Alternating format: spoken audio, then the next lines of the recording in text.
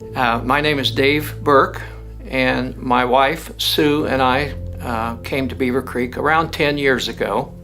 In my lifetime, I've seen a lot of change. We've seen change in technology, changes in the workplace.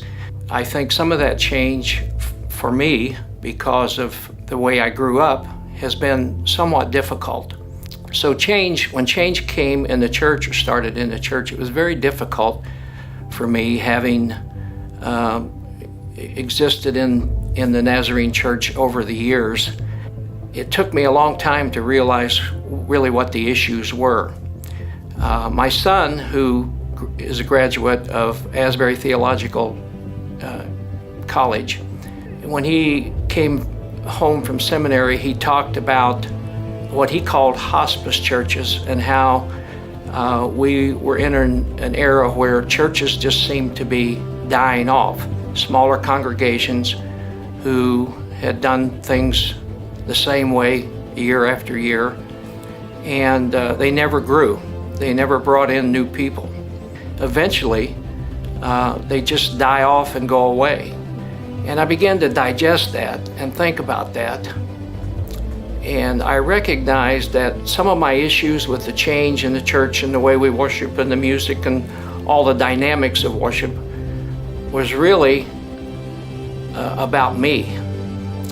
So I had to look at myself and say, what's really going on here and what really is important? But I look around today and I see young families and children. I see us baptizing in our congregation. I see the attendance is up. I see people really enjoying our service and getting into it. And it's made me think differently or view differently where we are. The goal, obviously, is to bring them in and bring them to a knowledge of Christ. When I see some of the testimonies that have been videoed and how lives have been changed from really dire situations, I'm really encouraged. It's really about developing people and bringing them into the knowledge and under the arm of Christ, not only for eternity, but so they have a better grasp on getting through this world.